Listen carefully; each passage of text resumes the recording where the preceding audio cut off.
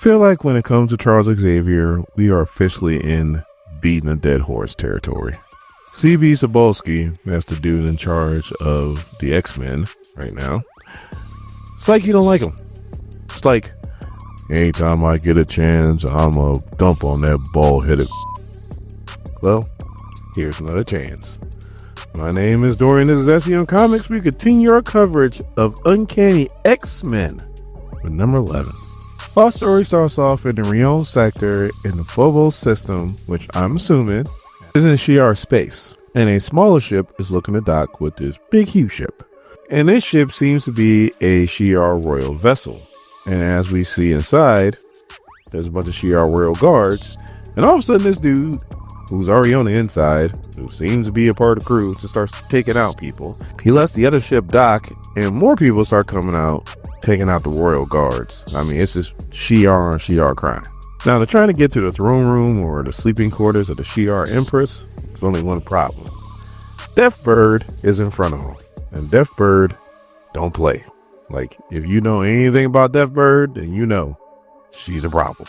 Now, in this situation, this is where, when I took a break from reading comics, you can tell. Because I'm thinking to myself, like, she said that she's guarding her niece. I'm like, hold on, time out. She's not guarding her sister? Melandria? No. Melandria is not the Empress anymore. No. It's her daughter.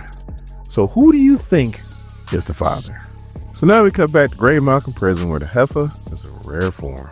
She's getting an update to what's going on in the prison by Captain Ezra, and he lets her know that Phil Scurvy is still in the sickbay from what happened during the raid. And she's like, if he dies, I want his brain preserved for proper postmortem study. Man, it's like CB Cebulski's writing this character. And then we switch to Bob, that has a mustard stain on his shirt, and he is sweating like a hooker in church. And he's like, ma'am, there is something wrong with Xavier. And she's like, what? He's crying.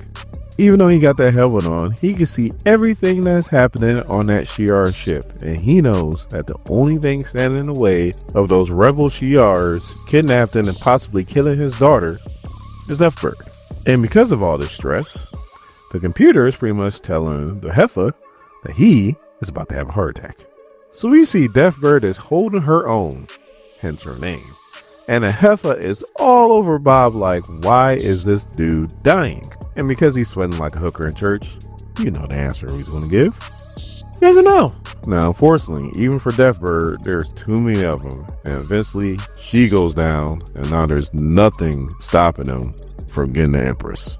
So she's surrounded. She starts to call out to her father telepathically to please help her.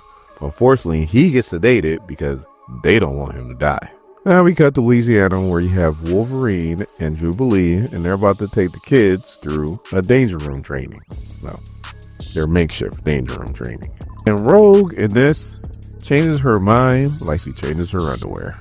So Gambit's like, hey, don't worry, sweetie, they're not going to get hurt. And then Rogue's like, that is what I'm afraid of. So all they have to do is stay on their feet for 3 full minutes. So as soon as it begins, Nightcrawler bamps right next to Rogue, so now it smells like farts.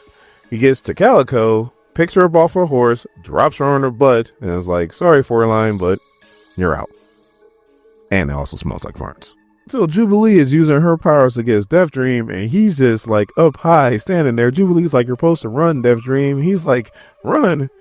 I hate the rules of this game. This is a terrible game, and he's just standing there trying not to get hit. So now, before the game got started, Ransom was talking mess to Wolverine, talking about, all right, Grandpa.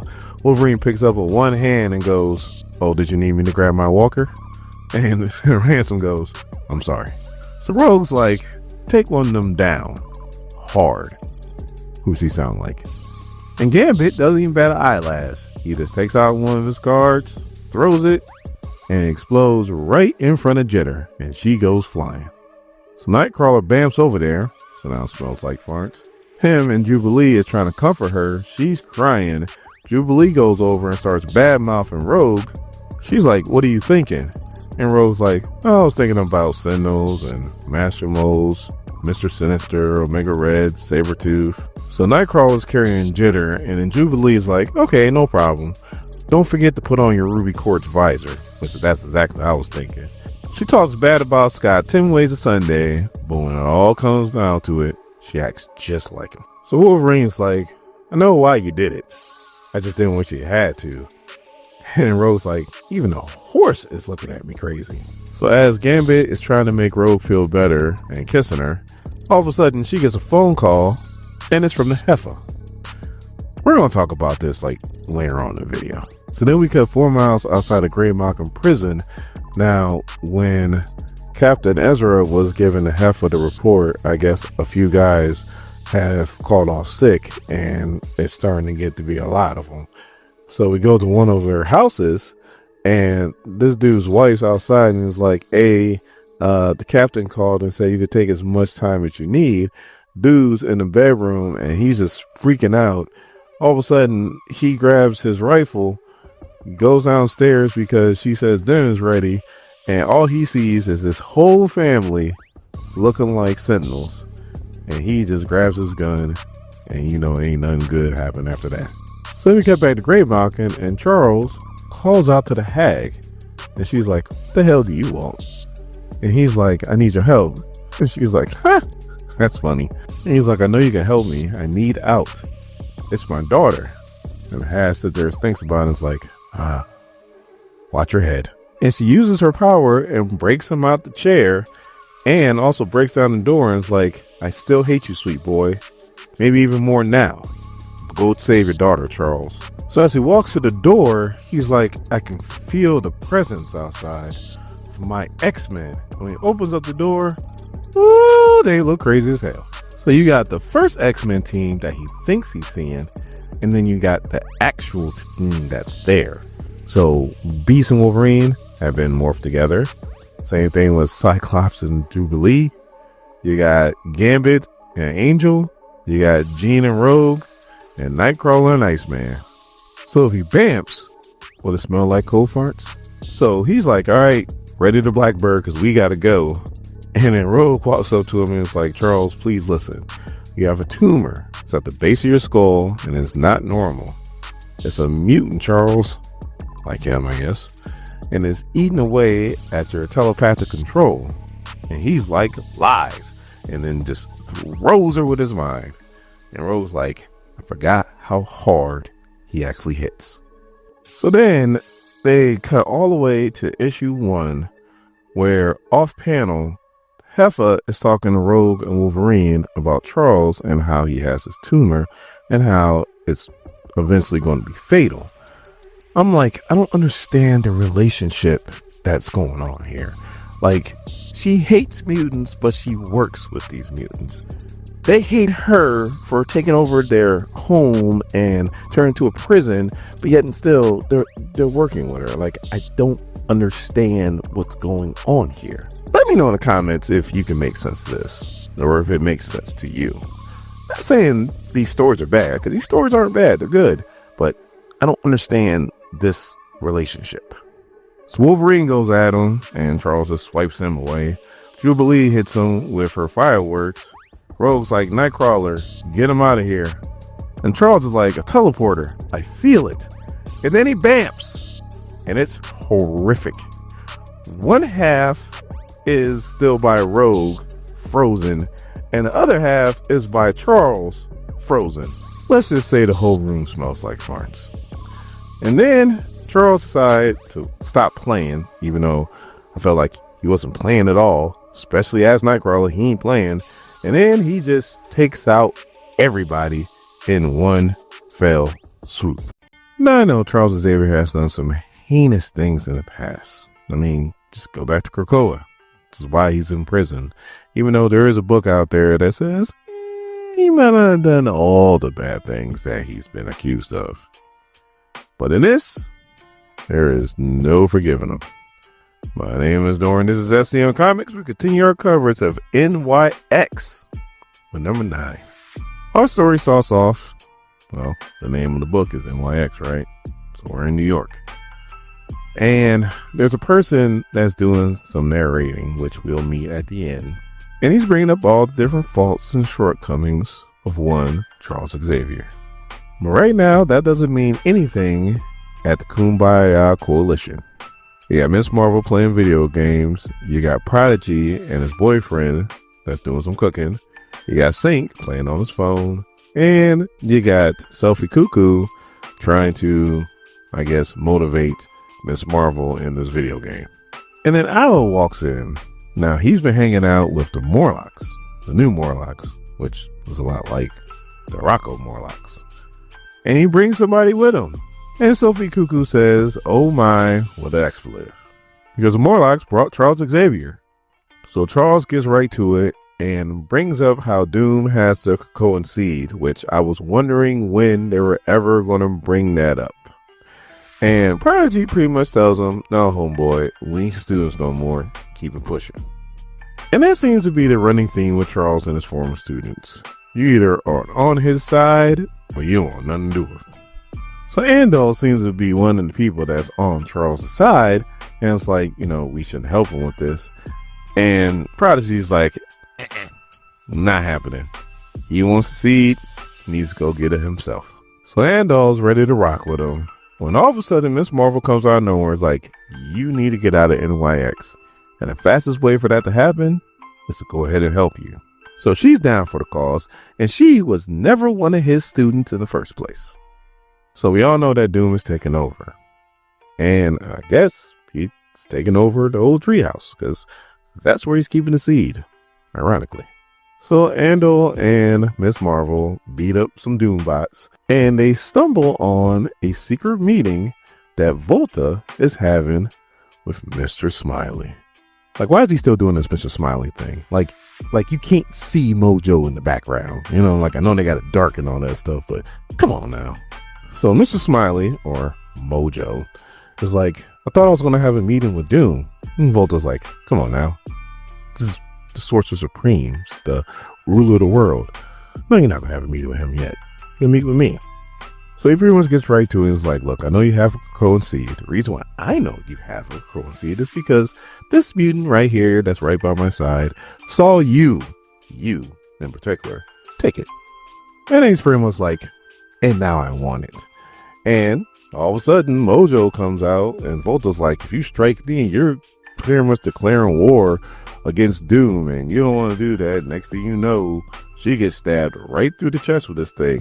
Like, Volta is pretty strong. Like, if you guys read, like, Krakoa and the whole Doom mutants, like, Volta can handle herself. So, she's no weakling.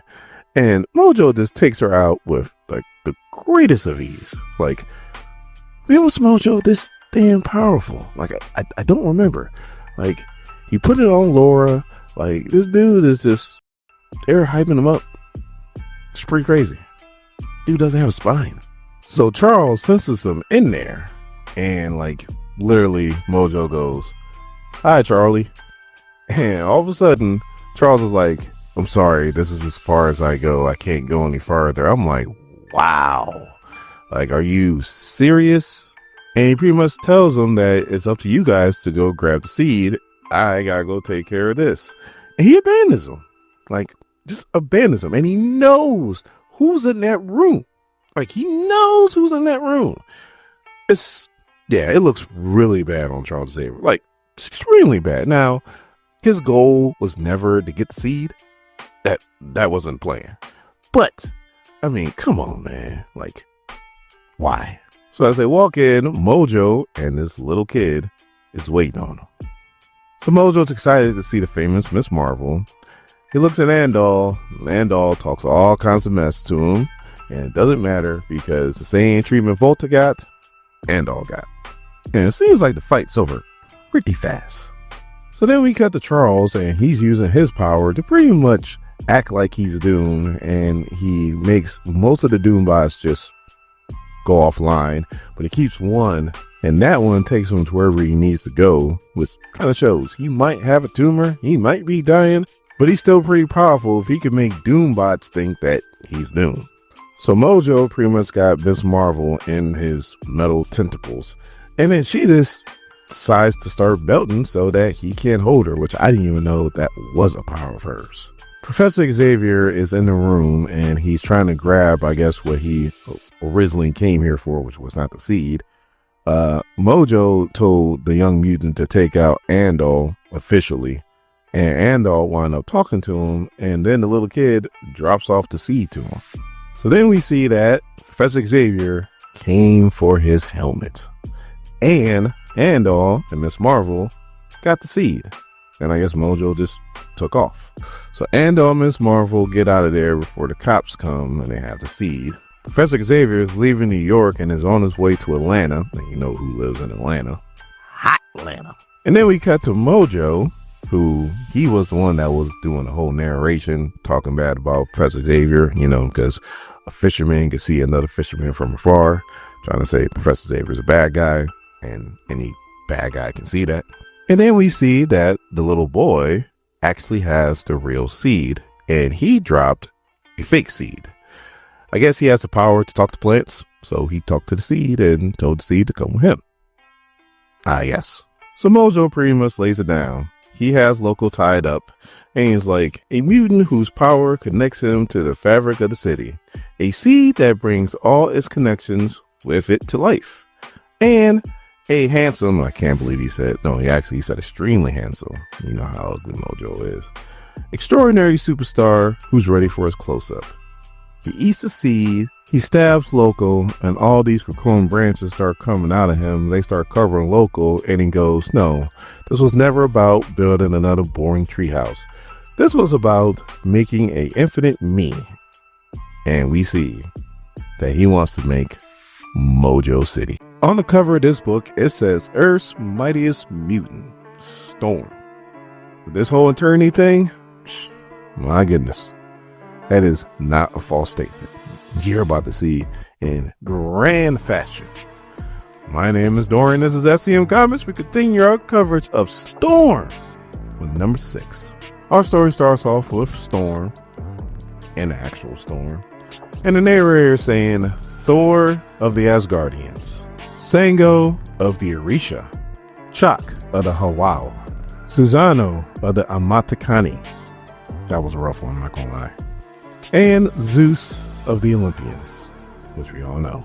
Storm gods are fierce in battle, and Aurora Monroe is no obsession. So it's finally decides to come out the storm, and she's with her hippos and her capybaras, and we see that Maggot is with her. I ain't seen Maggot in a long time. For those of you who don't know who Maggot is, see those 2 bugs that are with him that are huge? Well, they're like his digestive tract, you might as well say. Whatever they eat, he pretty much ingests and can absorb. And they can eat anything. I mean anything. And the narrator is quick to say that the Storm Sanctuary, which is right above Atlanta, is her home and normally peaceful. But when it needs to be, it could transform into a battleship. And the name of this battleship is Thundercloud. So then we see her, and she is getting ready for battle. Putting on her battle armor, grabbing her spear. Why? Because a fugitive is with her, Charles Xavier. And Storm is cooking them something to eat. And talking to him, you know, they're catching up, and so on and so forth. I'm sorry. Storm can cook too. My goodness, if this was a real woman, I tell you what. Again, T'Challa, that was some dumb.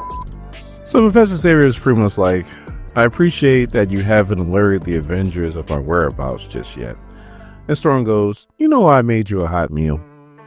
Because typically when these manhunts happen, the survival rate is extremely low. And this one, quite possibly, might be your last one. And if you've forgotten, Charles, we don't have Krakoa no more. So when you die, you stay dead. She didn't, but semantics. So then she goes, why are you really here, Charles? He's like, it's funny you talk about coming back from the dead, because I want to raise the dead one last time. So then we cut to San Francisco in the present time, and Storm's ship is being boarded. Her and Maggot are ready to defend whoever comes through that portal. Just that portal. So that should tell you who's coming through. Yes, the X-Men are here to get Professor Xavier. And they're there because the Heifer called them and asked for the help. Like, did Raid on Great Malcolm even happen? Like, are we supposed to forget about this whole thing? Like, I don't understand. Like, Rogue is cool with the heifer. How? Like, you just got into it with this woman, and now everything is like water under the bridge. And Scott, same thing. Like, they beat Beast down. I mean, beat the fur off that dude. He even said that in the book. And yet and still, now all of a sudden, everything is cool. We gonna bring back Professor Xavier and bring him right to you. Like, what in the hell is going on? It's like, is the hatred of Professor Xavier the reason why you're wanting to deal with this heifer? Because you know she's evil too. She hates mutants. Okay, I'm done talking about it. Anyway, X-Men are here for Professor Xavier. Storm's like, no, you're not taking him. Go home. So Magic's like, we can't do that, Aurora. And Temper seems to be the only one that does not want to do this. And she's like, please. So Scott goes, if there's going to be any kind of peaceful coexistence between us and the humans, then we need to be as accountable from the people that we demon from. Professor is no exception. We're taking them back to Great Malcolm. So Storm goes, a day will come when you will desire such an exception, Scott. You will bless the heavens on that day that I am who I am. And when that day comes, I will put my life on the line for you too. But today, this man is under my protection. So with those words being said, the fight's on. And Scott is in full Captain America form. He's like, get Omega. Shield up for Professor Xavier's telepathy and keep him busy. Juggernaut, you got Maggot. Psylocke and I will retrieve Professor and withdraw. Storm cannot unleash her full power without destroying her ship. So Magic, Temper, give her hell. Now he said that, but the fight ain't going nowhere near like that. Temper tries to hit Storm with her powers, doesn't work. Maggot tries to hit Psylocke. Storm sends Kid Omega and Psylocke just flying. Juggernaut has Maggot on the ground, and Cyclops is using his optic blast on Storm. She's blocking it with her powers. And I mean, this dude is like really pouring it on. Like, his ruby quartz visors break. He's blasting so hard. And all of a sudden, we see this narration, and it goes, you failed to alter the battlefield in your favor. You set no traps. Nothing but heart and goodwill. Very well. Watch and learn, child. As eternity takes over. Let me just specify by saying, these cosmic entities, they have no chill. Like, people were all scared about the Phoenix because Phoenix had no chill. Eternity's no different. You're about to find out. Eternity goes, you have fought well, brave mutant. Make peace with your existence, Scott Summers, leader of the X-Men. And all of a sudden sends out this blast. And even Professor Xavier is like, oh, Scott, what have I done? Everybody is like, Scott, Cyclops. As we see him frozen over, like eyelids. It looks bad. It looks really bad. Juggernaut's like, gloves are off, and tears off Maggot's arm. Just off, gone. And Attorney's like, you think you scare me? I've seen Oblivion rip out the heart of beings that can collapse stars into quasars like it was nothing. Compared to my brother, you're weak. So out of nowhere, she regurgitates Egon, because, you know, she swallowed him after she collapsed the hell out of him.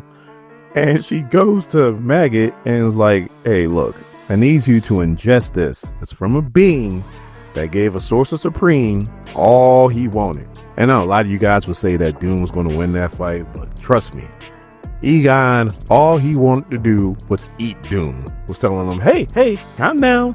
I don't want my food to overcook. Like, he was going to eat him. Anything that Doom was throwing at him wasn't doing a damn thing to him. So Attorney goes, eat and heal, and then become my Omega Maggot. I don't know how I feel about what I just said, but hey, we're going to go with it. So while all that was going on, Attorney's been sending winds at Juggernaut, and obviously he's been resisting. And he goes, nothing can stop the Juggernaut. And Attorney goes, why don't we test that theory? Attorney uses cosmic winds to pick up the Juggernaut, stabs both shoulders with cosmic spears, and then goes, immortal headbutt, like we're playing Mortal Kombat or something. And crack Kane's helmet, and he is down and done. So now most of the X-Men are out of the ship. Cyclops is still alive somehow. Don't ask me how. but he is. And Temper is trying to help him out. Psylocke is talking to Beast. Beast is in the engine room. And the engine room is powered, I believe, by a dead Celestial. I think. I could be wrong. Let me know if I'm wrong. But it looks like a Celestial. And it's dead. It's gotta be. So Psylocke's like, all right, Beast, blow it up. But then Professor Xavier comes out of nowhere and goes, Beast. And then we see they're right over their other former home that's in ruins. Utopia. Now, Storm beat the X-Men down. Or should I say Eternity? Yeah, it was definitely Eternity. But if anybody, out of any team in Marvel knows how to bounce back from a beatdown, it's the X-Men. My name is Dorian. This is SEM Comics. We continue our coverage of X-Men number 13. Our story starts off in San Francisco Bay, where the old home of the X-Men, Utopia, now sits. And we got most of the X-Men team sitting on the beach after they got their asses blown out of Storm's ship by Eternity. Temper is using her powers to try to fix Scott's face, but like she said, it's a delicate situation. And Psylocke just realized that she is cut off from Beast. Now, besides the X-Men hating Xavier, or some of them hate Xavier, they actually do have a good reason why they're trying to capture this dude. In Uncanny X-Men number 13, it was told by the Heifer that he has an inoperable brain tumor that is pretty much messing with his telepathy. Now, that we knew. What we didn't know, or at least I didn't know until I read this book, maybe it was said before, but it's the first time I'm reading it, is that his telepathy is getting messed with so bad that it's affecting like the surrounding area. So if you're not protecting yourself from his telepathy, then like normal humans, it can make them go crazy, or worse, they can die. So then we cut back to the engine room of Storm's ship, and we see Professor Xavier pretty much controlling Beast. Then out of nowhere, Witten shows up. So he's like, I'm protecting the X-Men from your telepathic bleed, but I can't protect all of San Francisco. So let go of Beast and come with us. So Professor Xavier's like, is Scott sending you in here? And Quentin's like, Omega to Omega. Again, you need to come with me. Professor Xavier's like, I'm sorry, Quentin, but I can't be stopped. So back at Storm's ship, where Eternity has the wheel when it comes to Storm, they got Juggernaut, and he is leaking. And Eternity's like, you are beaten, Juggernaut. Why do you still rise? And he goes, this? Well, I have worse beatings than this, as he pulls the two spears out of his shoulders. He's like, my old man hit me so hard one time I went colorblind. That is a pretty hard hit. So he's like, if you think you can dish out the punishment like Kurt Marco, you got some catching up to do. Come on, I can take it. So now we cut back to the factory, where we have the rest of the X-Men watching what's going down on TV. Zorn is like, I should be out there. Ben, that's the new mutant that they're rescuing in issue 2, is like, we should all be out there. Magneto's like, Zorn, you have a black hole for a brain. If you were there and Charles had his way with you and you took off that helmet, it would be catastrophic. And Ben, I think we can all agree that one assault on San Francisco with your thought-formed alien fleet is enough. So then he goes, furthermore, all of a sudden, portal opens up, magic comes through, she takes off his helmet and goes, yoink, and then goes back in there. And he's like, what the devil? And why they got this man looking just like Ian McCullough? So then we cut to the engine room, where Beast is just standing there. All of a sudden, portal opens up, magic comes through, puts a helmet on his head, and goes, welcome back, Hank. As we see that Quentin and Xavier are having their psychic battle. So in that psychic battle, we cut to the Xavier Institution for Higher Learning, or the mansion. You have Xavier giving a class in a room full of himself, and he's like, when two Omegas go at it, and if you don't know what Omega means, that means having powers with no upper limits. And he says, when this happens, typically, it's a wash, especially when it's the same powers. Now, I don't know if you guys remember back at Krakoa when Tarnia and Karen fought Vulcan. They were two Omega level mutants, and their powers just kind of canceled out each other. So then they fought, and we found out that one was from the suburbs and one was from the streets. Tarn beat the bejesus out that man, beat him to death, literally. Anyway, we quickly see that the classroom is not just full of Xaviers, but there's also one quit inquire. You see, I don't agree with that theory that 2 Omega level mutants going at it would just be a wash. No. Because I feel like there are things that can push the battle one way or the other. Things like experience. And all of a sudden, all these Xaviers start attacking quit inquire. So then we go back to the lobby where the Juggernaut's barely hanging on, but he's saying, is that all you got? And Attorney's like, my winds can tear the flesh from even your bones. But then all of a sudden the winds stop. And all you hear is somebody say, wind is just air moving around. And what makes it move? Temperature. You control weather. I control what makes weather. This is temper. Her and Magic just teleported in. So Attorney goes, I control more than just winds, as a bunch of magic swords just pop up. And then Magic goes, oh, you got swords? I love swords. Says a magic spell, and a whole bunch of her magic swords start to pop up. She turns to Juggernaut and she's like, how you doing, Kane? Then he goes, broke the helmet. And then Magic's like, your armor is bonded to your soul, you idiot. Remember? Summon it again. And he goes, oh yeah. And his helmet's fixed. And then all 3 of them go to attack Storm/Attorney. So then we go back to the psychic battle, and Professor Xavier is just having his way with Quentin. I mean, he's telling them to just give up. If not, he's going to have to do something bad to him. Quentin's trying to hang on, but Professor Xavier is just overpowering right now. So then back to the lobby, Magic stabs Storm, or should we say Eternity Storm, with her sword, and she's like, she doesn't cut. And then Juggernaut's like, I always said, if blunt force trauma doesn't work, you ain't using enough of it, and punches the bejesus out of Eternity Storm. And she just takes it and goes, are you finished? So the Magic's like, we're in deep, Kane. He's like, you don't say. And the Magic's like, she's possessed. I look into her soul. So the Juggernaut's like, what are you looking at people's souls, you weirdo? And Magic's like, I was raised by demons. They're very preoccupied about souls. So the Juggernaut's like, if she's possessed by a demon, you deal with demons, handle it. And Magic's like, it's not a demon. It's something bigger, something worse. So then Psylocke very calmly goes, then we need her back.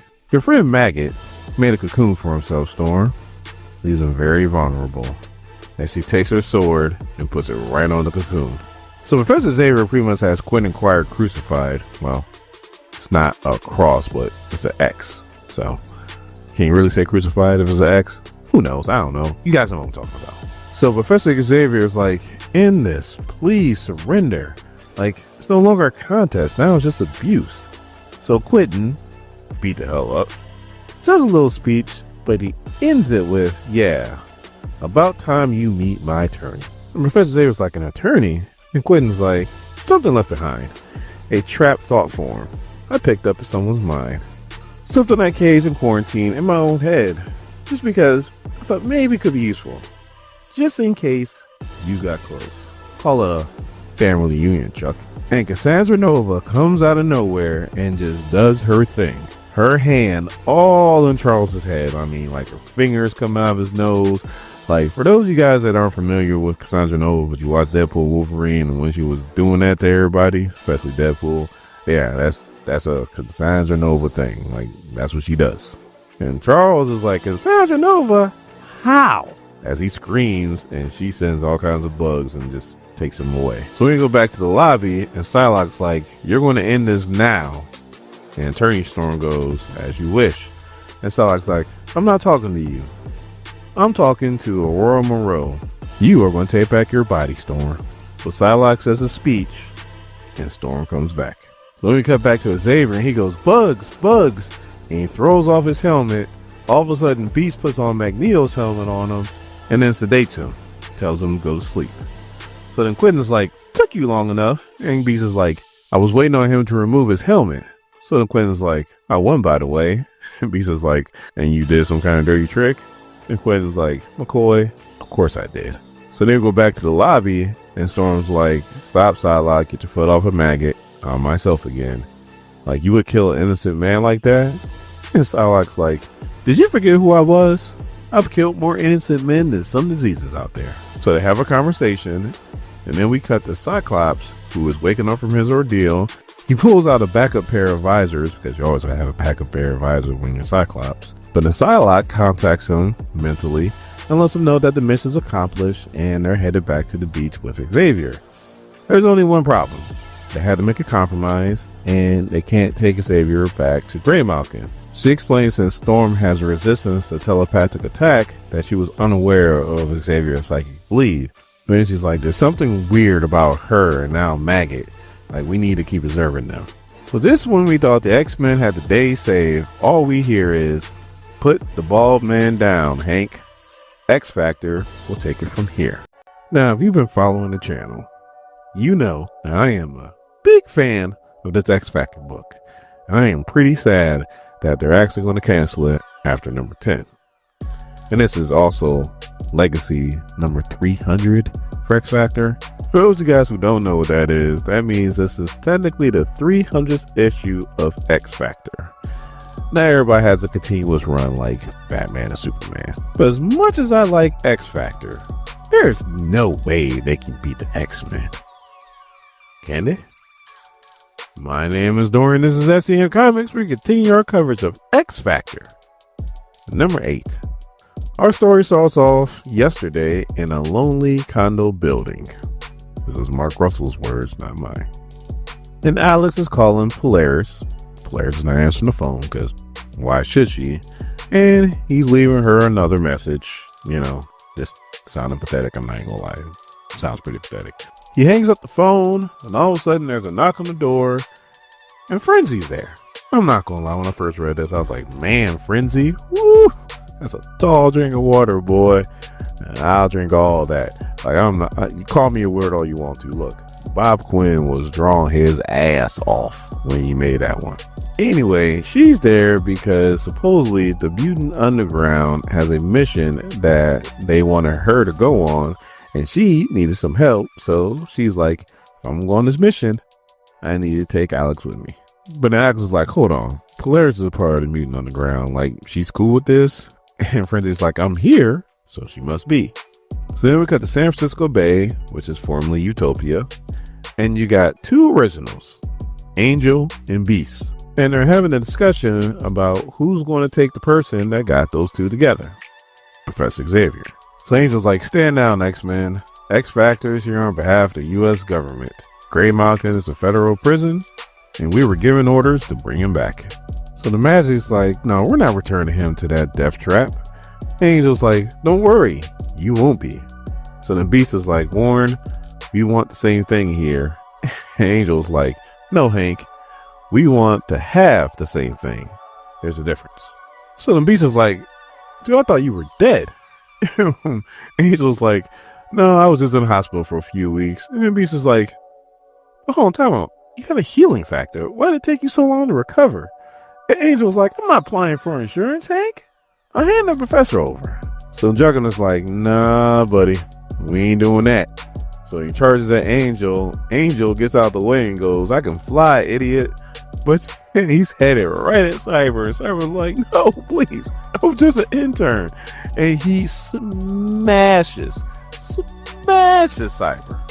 So then he jumps in the air and he grabs Angel by the leg and goes, come here, little birdie. Angel's like, damn it. And he sends him crashing to the ground. I mean, he hit hard. This is the old Juggernaut. Like, back in the day when you were whooping on the X-Men, this is what Juggernaut used to do.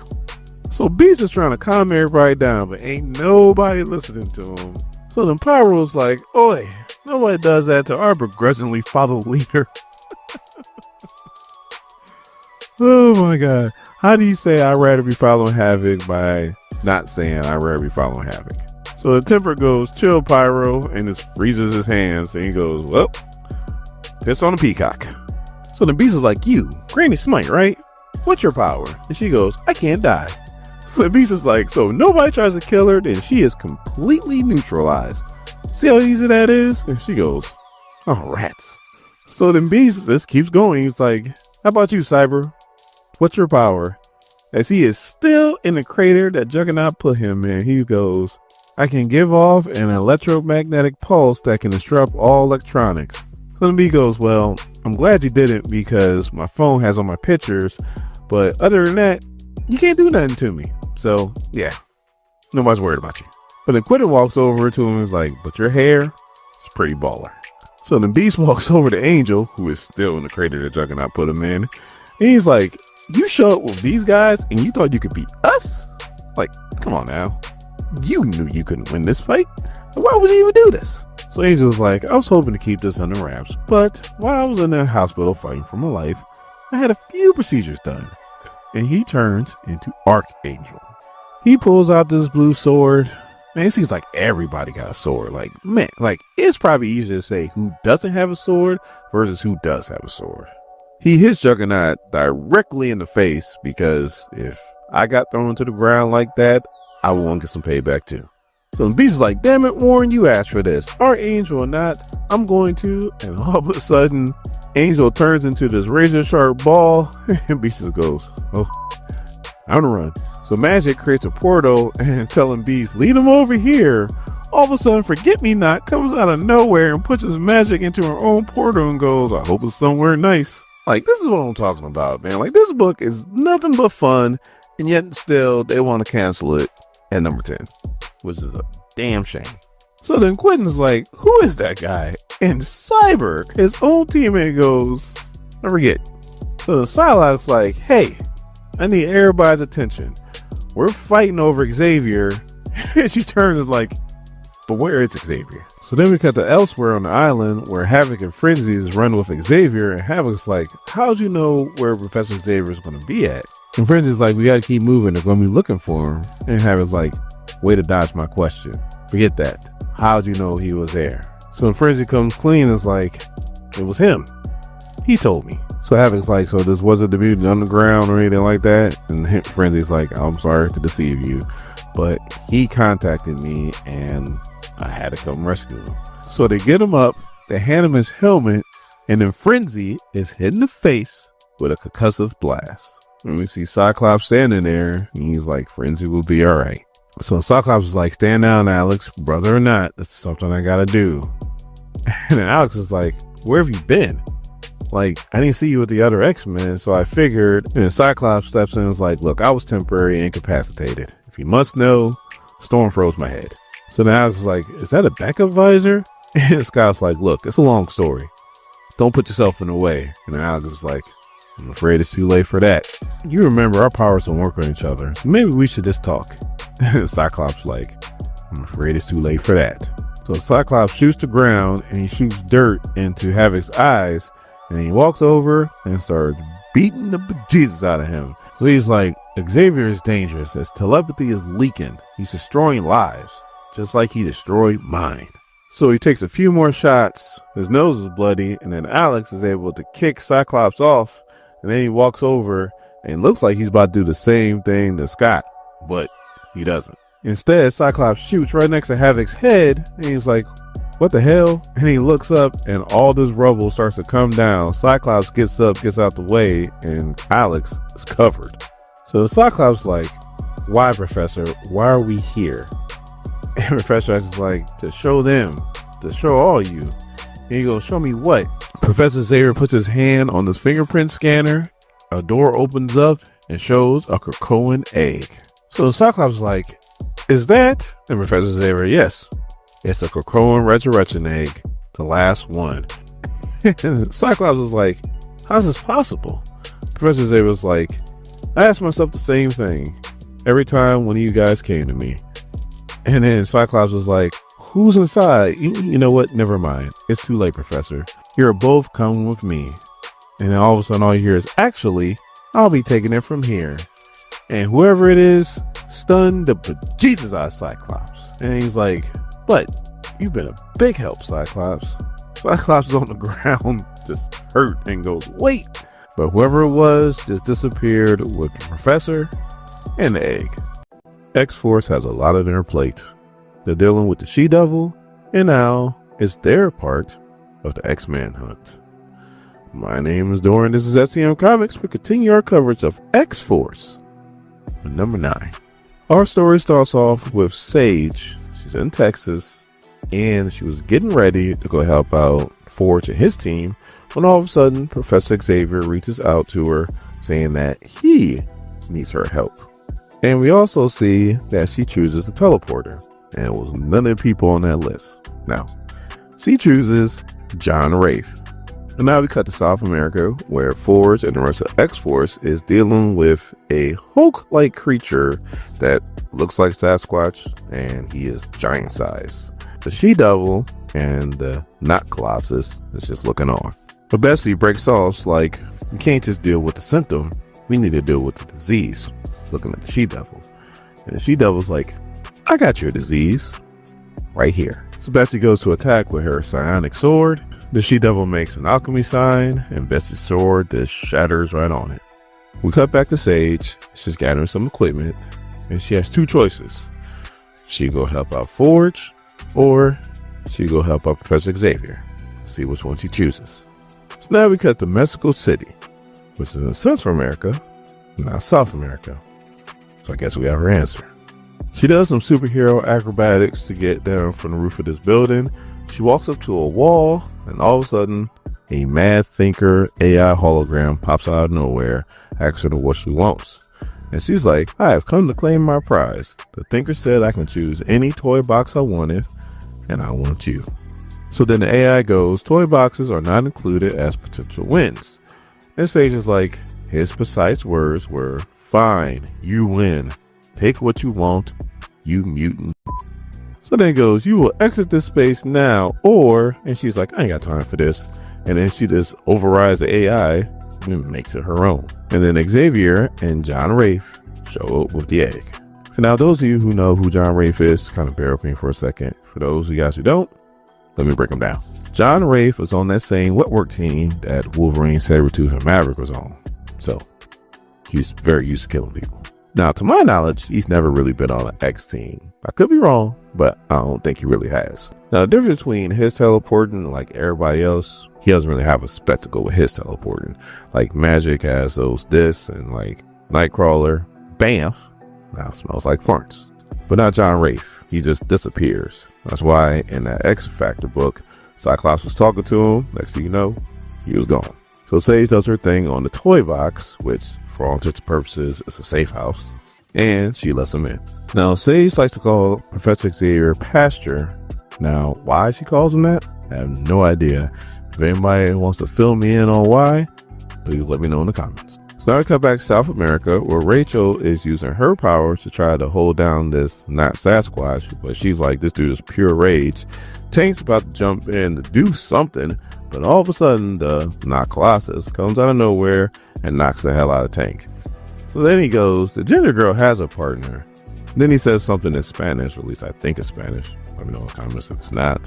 And he's like, now I'm about to find out how much meat I could carve off you, as he transforms his hand into a knife or a sword, something. So Bessie's taking on the She-Devil, and seems like she's losing, but really she was just buying time for Forge, who comes with a magical amulet, talisman, something. Either way it goes, he uses it, and it actually hurts the She-Devil. So then we go back to Toy Box 27, where Professor Xavier has the egg, and John Rafe and Sage are like, what's the egg for? Actually, Sage kind of knows that the egg doesn't have a mutant in it, and she wants to know why, because that's against protocol. Which, is it really? Because you guys remember Axe, Avengers versus Eternals versus X-Men. I mean, they brought back Captain America. You saw that big old shield come out the egg, where I'm like, how the hell did they produce a shield? Not just Captain America, but also a shield too. Like, how did they do that? All right, you know what? Reality warpers. Got it. And Professor Xavier fully admits that he does a lot for mutant kind. I mean, sacrificed his life multiple times. Like, pretty much gave his life to the cause. This egg, that was strictly for him. So then Professor Xavier thanks Sage for helping him out. And Sage is like, it's the least I could do. You're the one who brought me from a very, very, very dark place. And for a long time, you are my only friend. So Professor Xavier uses his cerebral helmet to help the egg hatch. And what comes out? I was still shocked. It's his long dead wife, Landria, the former empress of the Shi'ar Empire. So he uses his powers to get her caught up on everything that's been going on. So Professor Xavier takes off his helmet and then gets a kiss in his wife, who is butt naked. And before too many things start to happen, Sage and John Rafe is like, hey, there's time for that later. Right now, we need to get a move on before Quentin Quire finds us.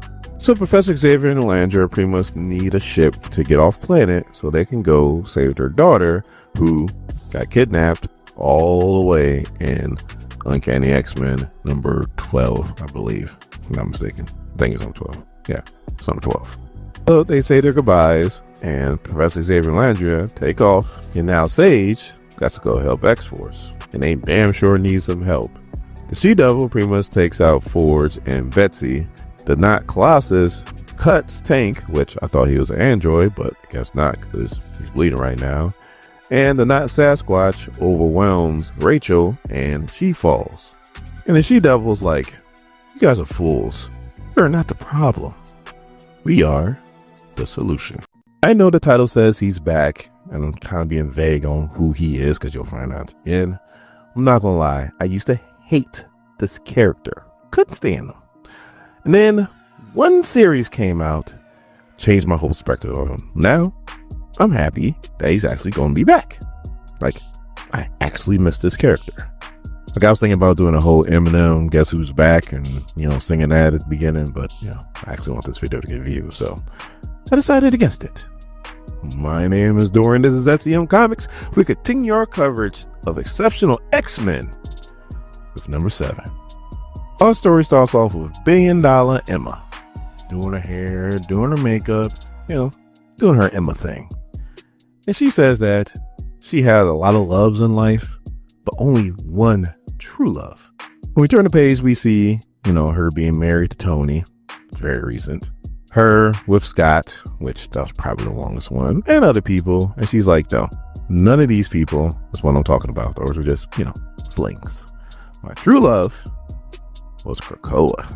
And I'm not gonna lie, I remember when Hox and Pox happened, which we cover on channel. Link to the playlist will be in the description. And Emma was kind of against it when Magneto and Professor Xavier went to her. She wasn't really sure.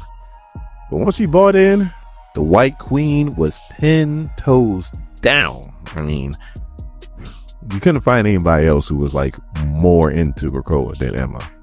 I'm pretty sure you could, but she was down. Plain and simple. And when Krakoa left, it'd be hard pressed to find somebody more hurt than Emma Frost. So this is why she's trying to set up a little different. For a little while anyway. So we see Bronze taking on Melee, and Melee has phasing powers, so she shouldn't be hit by anything, but yet and still, Bronze tagged her. And she immediately apologized to her, which all I was thinking to myself is like, this is the X-Men. Like, you don't apologize for training. If you don't want to get hit, stay alert, stay alive. Better yet, phase, which Emma's trying to let her know, like, this is your power. Phase. And the Melee is like, well, when it comes to like phasing advice, I think I'll talk to Kitty about that. And I was thinking to myself, like, old Emma, that girl would have been drooling in a corner as we speak. But it's new Emma. But quickly, the conversation changes to why Axo isn't there. The reason why he's not there is because he is chilling with his new best horn-headed friend, and they're going over the Hornhead's algorithm. And Axo is just giving his opinion and giving things that maybe he should do, which the Hornhead's like, oh, you know what? That actually would work better and we would be more efficient. But then Axo is also opening up about himself, how he finds people untrustworthy because of his power. Like, he doesn't know whether people actually truly genuine like him, or is it just a side effect of his powers? So that's why Axel has all kinds of problems trusting anybody. But then Axel finally lets him know that I'm actually kind of late for my after school program thing, so I need to head out of here. And Hornhead's like, it's cool, but I'm glad you stopped by. So when he finally gets there, he's late, extremely late, like to the point to where class is over, or the program is over for the day. So then Bronze is like, why are you late? And Axel says, the bus I was on, tire got flat, and so on and so forth. So the Emma's like, look, dude, calls him by his whole government name. And I was like, being late's one thing, but lying, something a little different. And then he's like, are you reading my mind? And Melee is like, So you don't have to read your mind to tell that you're lying. So the Axo just gets all on the offensive and starts yelling at Melee, talking about, well, you left the team and then you decided to come back. And Melee's like, chill, dude. Like, we're just trying to talk. So Emma's like, look, if you have a problem with somebody or you have an issue, we talk it out. We don't yell at each other. So the Brown's like, yeah, we're just trying to talk because we care about you. And then he starts yelling some more and breaks Brown's heart. And then Kitty and Emma are about to read this dude a riot act when all of a sudden Bobby comes in and is like, hey, I got some urgent news. Axel uses this opportunity to get the hell out of Dodge. And then Bobby lets him know that Professor Xavier has escaped from Grey Malkin. So Kitty and Emma go through the 5 W's and the H with Bobby. That is who, what, where, when, why, and how. So Browns and Melee are like, who's Xavier? I was like, all mutants should know who Professor Xavier is. Which, this should be a lesson to everybody. It doesn't matter how famous you are. There's a time limit on your fame. And there's going to be a generation who won't know who the hell you are. So Bobby, Emma, and Kitty take this time to explain exactly who Professor Xavier is and what they meant to him. And also to slightly start to explain about Krakoa. And I guess Tao likes to bring up like the mutant policies that Krakoa had all the time. And she's like, it's important history. And then Bobby's like, we're not that old. So Tao's like, it's important to remember what happened to you. And Emma's like, no, Tao, that happened to you too. They took away your home, even if you never went there. So now we cut to Axel, and he's making his way downtown, walking fast, and we see everybody just staying away from him. And he's also like texting Hornhead. So he goes back to Hornhead, and then Hornhead decides to take him to his secret lab. Who else do you know always has a secret lab?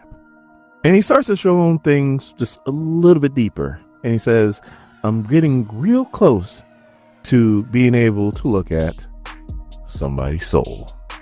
So finally, Axel's antennas finally go up, and he's like, maybe this is a bad idea. He looks at his phone, he's like, oh man, my dad just texted me, I gotta go.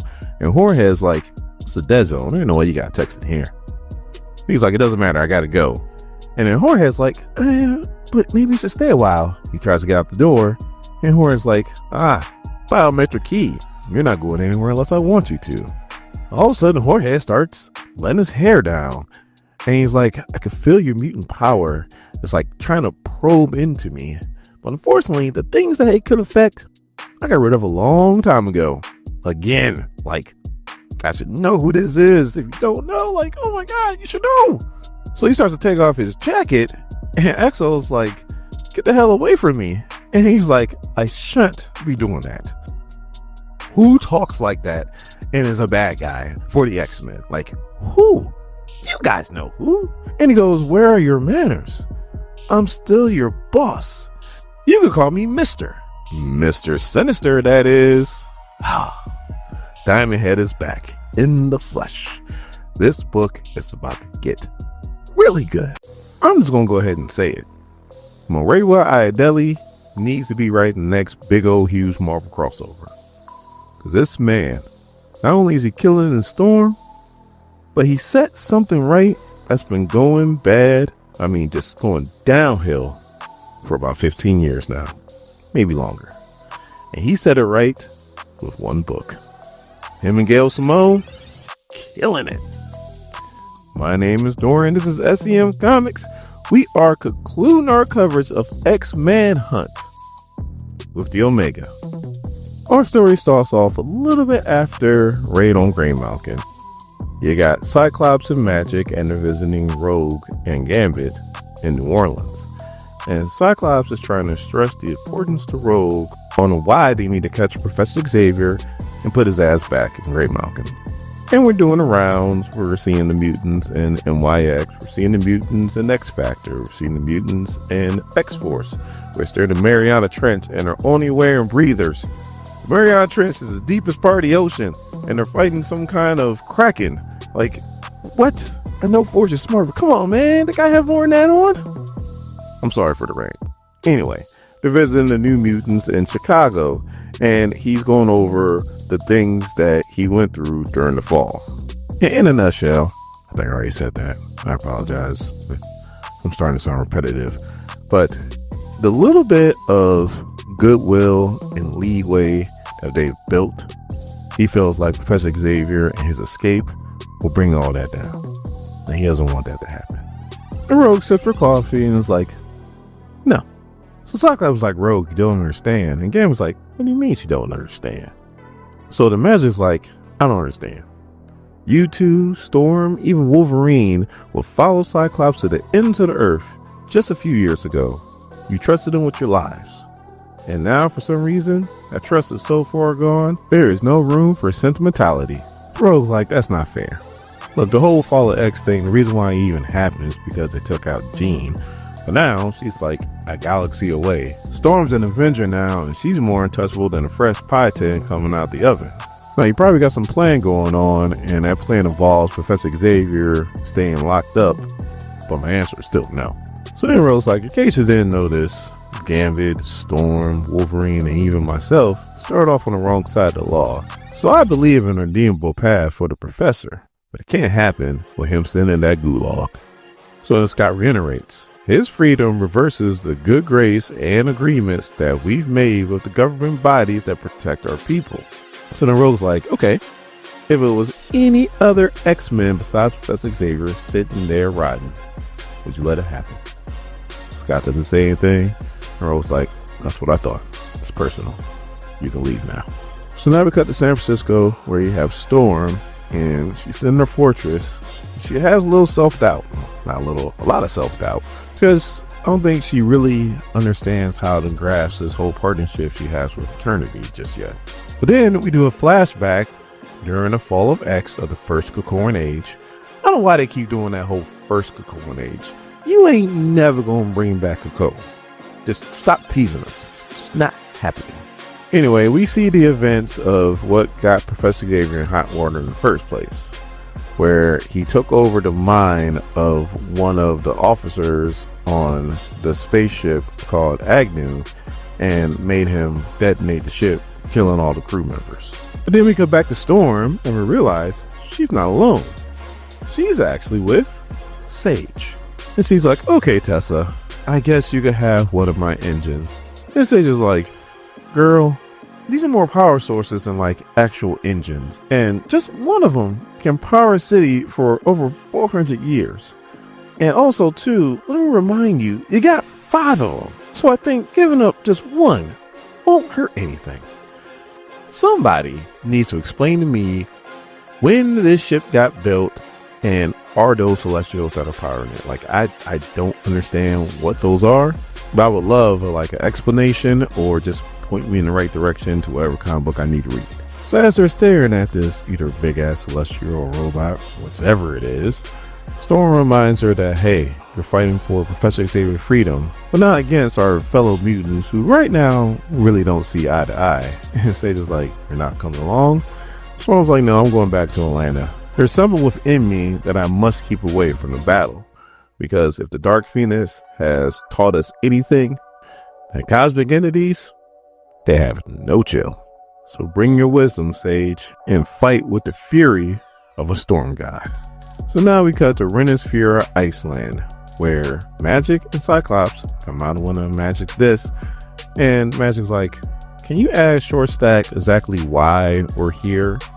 And then Quentin's like, you know what, you could tell Magic to take that giant sword and shove it straight up, and Cyclops like, look, Quentin, we haven't slept in 2 days, all right? Cut with the games, why are we here?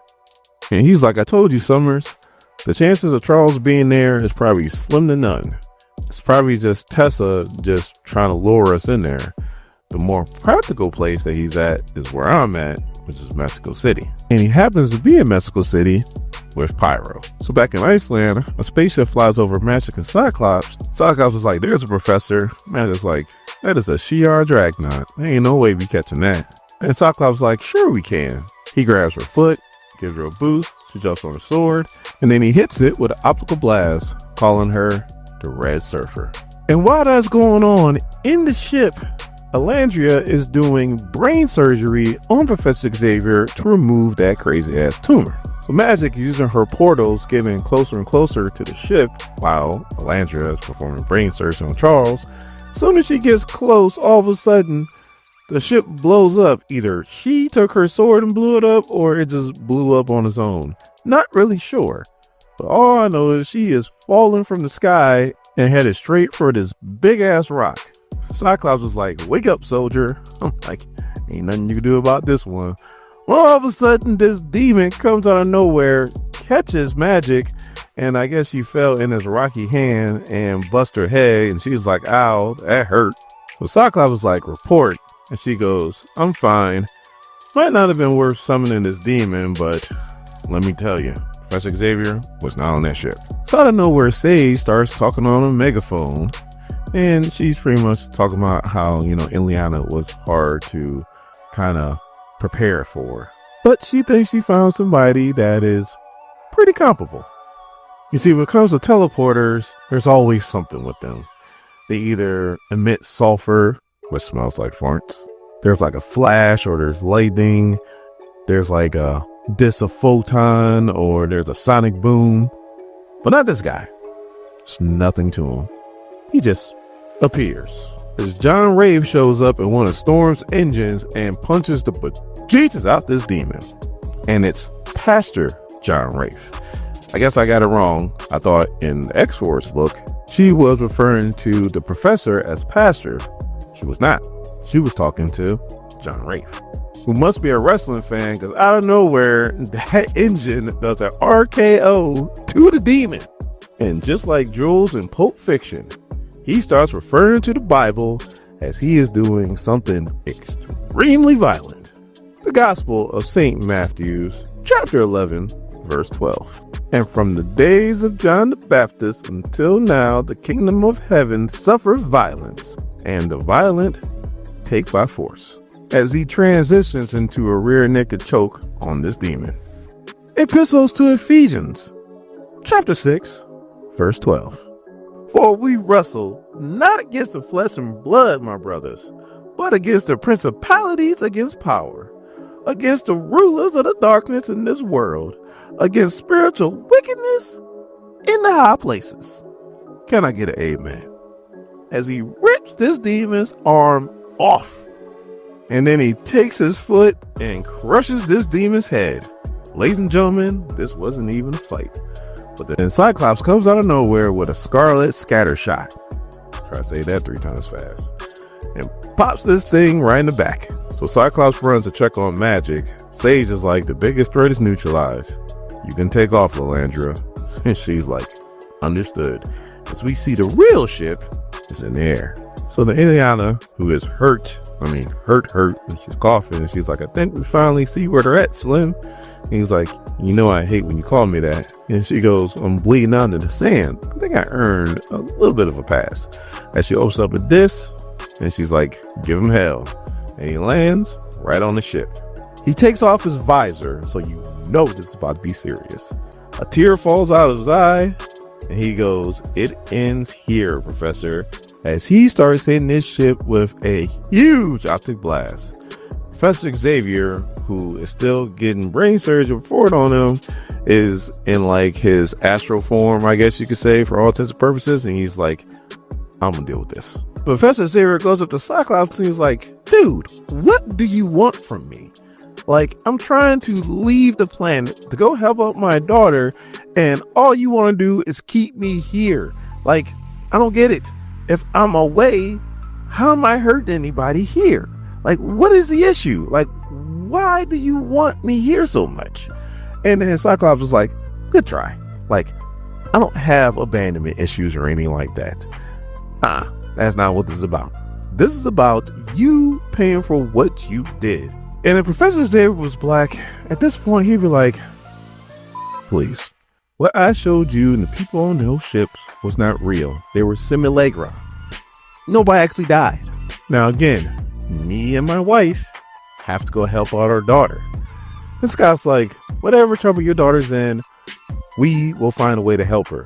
You are going to carry your ass right back to Grave Market." So Professor Xavier is like, "Ain't no getting through to you. But we're leaving because she won't let you stop me." And he's like, "Who?" And we come to Atlanta and we see Storm, and she goes, "I see you. I'm sorry, brother. But this hunt ends now, and she takes a bow and arrow out of electricity. Now, like I said, she's in Atlanta.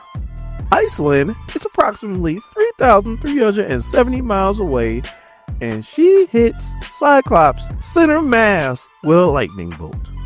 Tell me Storm ain't powerful. Just go ahead and try to tell me that. And Cyclops falls, but he's caught by Rogue and the Uncanny X-Men. So Cyclops is like, Quentin. And Quentin's like, I hear you, Cyclops, keep your pants on. Cyclops is like, I need you to bring down that ship. And Quentin's like, I got you. Just give me a second. So Beast is like, that is a Shi'ar ship. The things that are on that ship can probably help me deal with the R-lids, you know, the thing that Magneto's suffering from right now. And I'm pretty sure Mystique's suffering from it too. But right now, confirmed, just Magneto. And then Beast is like, again, that's a Shi'ar ship. So how you going to bring that down? Like, even if you shot Juggernaut using pin particles, like, it will still have a hard time bringing that thing down. And that was for all you Sons of Sinister fans like myself. Wink, wink. He was like, I'm not shooting the Juggernaut. Don't be on easy mode. No, I'm shooting temper. And with her power to control temperature and the moisture in the air, she'll bring that ship down in no time. Problem is, the ship just disappears out of nowhere. And Quentin's like, hold on, time out. That was a behemoth of a ship. The person that can make that ship disappear like that, he's OP. Dare I say, Omega level. As the pastor says, amen. All of a sudden they hit that warp drive and that ship is gone. Literally, they wrote gone. I don't know if you guys remember Age of Ultron, but Captain America got broken down like some Asian bunk beds in that. And he is the one dude who you would never think can ever be broken down like that. Cyclops has earned a decent amount of that same kind of air or about him. And he loses it. He's like, damn it, the trophy's gone. Now they're going to hunt us down harder than ever. And there's nothing I can do about it. Everybody's going to suffer. And I can't do a damn thing about it. And he just is crying. And his powers just goes out of control all over the place. So somebody goes, I think he's having a panic attack. And that's why the humans are so scared of mutants. Because if somebody has a panic attack at work, you know, they just sit them down, put them in the break room, take about 15 minutes to yourself, or just send them home. Nah, this dude is just full on about to like cause World War III's because he's upset about the professor getting away. I mean, his optic blast is going so hard that his visor is just going. Like, it just busts right through it. And everybody's looking for Wolverine. And Wolverine is just walking through these blasts like he's on fire. And he's like, you just take on everybody's dream and cause. Like everybody. The Professor, Magneto, Krakoa, Storm's dream. And you just put it on yourself. Like, buddy, you need to stop. And you need to wake up. And he stabbed the bejesus out of Cyclops. And then we look at Wolverine. And he is down to his adamantium skeleton. On his legs, on his arms, and his ribs, like he took some damage. So then we got 10 hours later on a Shi'ar ship, and Professor Xavier wakes up. And Elandria is like, how do you feel? And he's like, clear. Like, I have clarity. And she's like, well, that tumor was working on you for a while, and it was going to kill you. So he's like, we need to go back. And she's like, they're going to kill you if we go back. Like, we can't go back there. And he's like, look, we need to go back. Trust me. So we go right back to the scene of the crime on the Black Beach in Iceland. And he's explaining to Elandria how he had a soup there that was like the best soup he ever had. Just warmed him to his bones. And he's like, I only asked a select few people to come. And they come. Kitty Pryde, Storm, Magneto, Wolverine, Cyclops, which is pretty crazy. Forge, I'm like, man, isn't he dealing with some stuff in South America? Emma, Gambit, Rogue, Magic, Miss Marvel, and Angel. Wolverine goes to Rogue, it's like, look, we gotta fight again. I'm letting you know right now, I ain't got it in me. And he walks up to Cyclops and was like, sorry I had to poke you back there, but you're going pretty crazy. I had to wake you up. And Cyclops was like, it's okay. It wasn't that deep. Besides, I'll pay you back one day. Wasn't that deep? Dude, his claws were poking out your back. What do you mean it wasn't that deep? So Cyclops walks up to Professor Xavier and is like, ain't nothing changed here. All right, you can go back peacefully, or we could do this all over again. And Professor Xavier was like, Scott, look, I'm retiring. Plain simple. Like, I never wanted to be a general, Scott. All I wanted to be was a professor. And with that tumor working on me, I haven't been myself for a very long time. But now, I have clarity, and I see that it's time for me to go. And it's time for you guys to pick up the mantle. It's time for you guys to chase your own dreams. You represent mutant kind. I believe in all of you. You'll probably succeed where I couldn't. And remember this about the next generation. They don't ask for perfection. All they ask is that you be there for them when they need you. And he's saying this to all the X teams. The ones in Alaska, the ones that are currently in Los Angeles on X-Force, whether they're fired or not. The ones in NYX or New York, the ones in Louisiana, and he's also probably talking to the ones in Chicago, even though they didn't show him on this page. So then he goes to leave, and he's like, and for Pete's sake, build another school. I was like, thank God somebody said it, because Lord have mercy, it needs to happen. It just needs to happen. So nobody really knows what to say to him as he's leaving, and then Emma walks up and was like, you bastard. You utter and complete bastard. Kisses him on the cheek as a tear drops from her cheek, and she goes, go be happy. You've earned it. You damn right he did. And he leaves and he goes, try the soup. Get the wine here. It's pretty good. So as him and Landra are boarding the plane, he's talking to all of his students mentally. He's pretty much saying goodbye, keep up the good work, and I know you got this. So once they're gone, everybody's crying, including Cyclops. And who's there to hug him? Rogue. So hopefully their little beef is done and over with, because what they were fighting over is now in Shi'ar space. Well, not yet, but he will be soon. So Magic's opening up portals, and she's like, I got sand in my eye. Everybody shut up. It's trying to act tough. And then we say goodbye to Professor Xavier. But don't worry, we will see him again in Imperial. Jonathan Hickman, Murewa, and Gail just set this man right. Don't you mess him up again. Don't you do it. Don't you do it.